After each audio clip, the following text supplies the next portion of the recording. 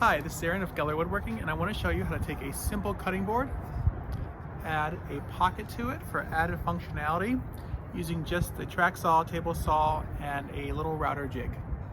Tune in and I'll show you more. So why even have more than just a simple cutting board? And I'll tell you. With this, we have not just one type of board, we have two. And I think the idea started back when I was looking at charcuterie boards, and I thought, the food, you put it on there and it just goes right off. Or it can mingle and mix with other things that you don't want them to mix with. And so with this right here, you could put salsa here, queso, dips. You could put, look, you could have lime slices and some other stuff and tacos. There's so many different things that you can do with this. And you can do more than one pocket.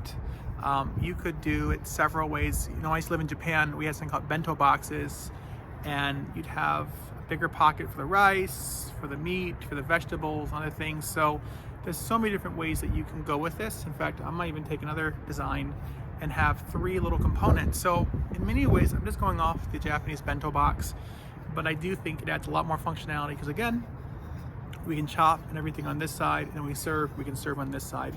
So it gives you 2-in-1. Even though the faces of the board have been planed and sanded, the ends are still a little rough, so I use my rule to mark an edge. That way I can use my track saw here to cut them. I do have a table saw, but it's up, and I just don't have the room for it right now.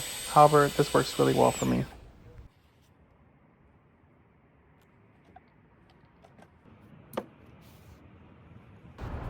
One great thing about the track saw is obviously the track, and all I have to do is strike a line up the splinter guard with it, and I have a splinter free cut.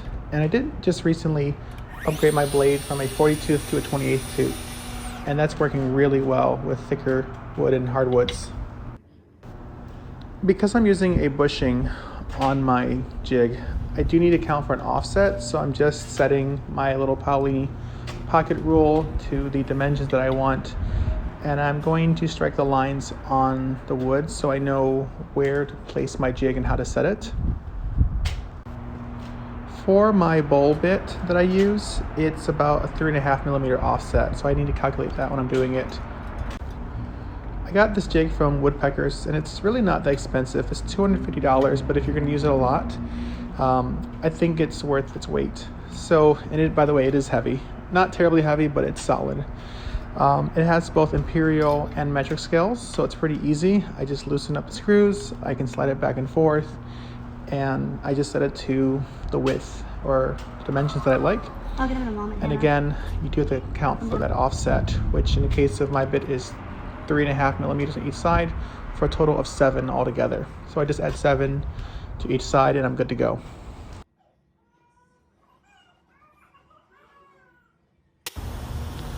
Once I've secured the variable jig to the table, there's some little tabs I can just clamp down on. It's really easy.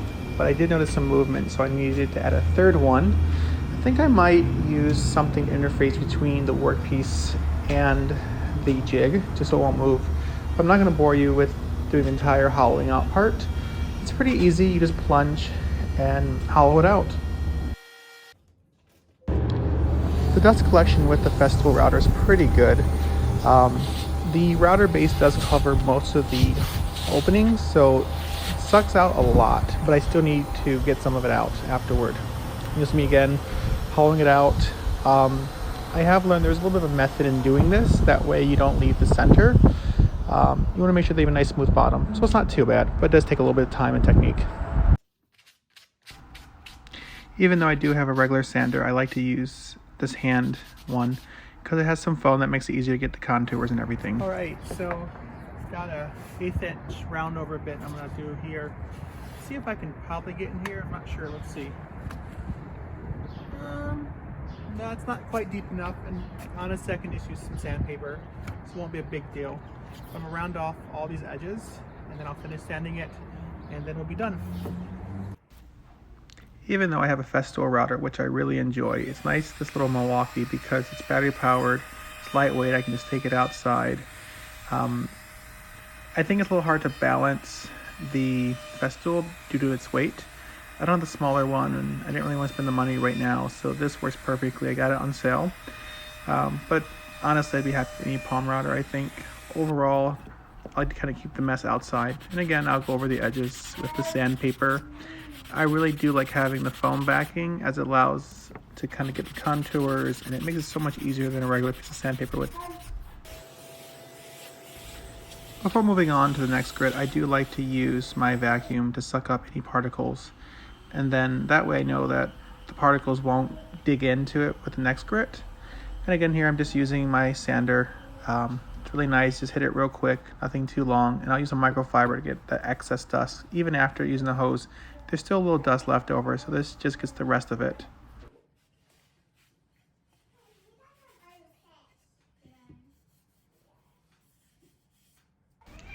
So what I'm doing here is I applied some water to the microfiber cloth, getting off the dust, and I'm also raising the grain. Afterward, I'm going to hit it with 180 grit. That way when I apply the finish, the grain won't raise. So my little trick is I'll use the my wife's hair blower or hair dryer for it. That way I don't have to wait too long because I'm really impatient.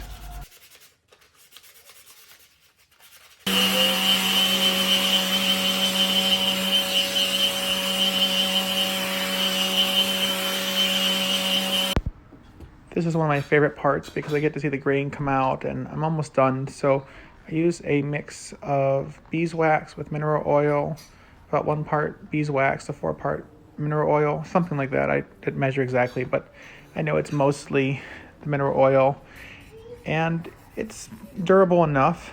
I mean, it's going to be used pretty often and scratched up, so I don't need to put like a polyurethane or anything like that on it.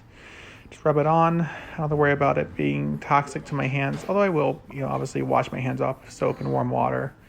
But otherwise, it's pretty easy to apply.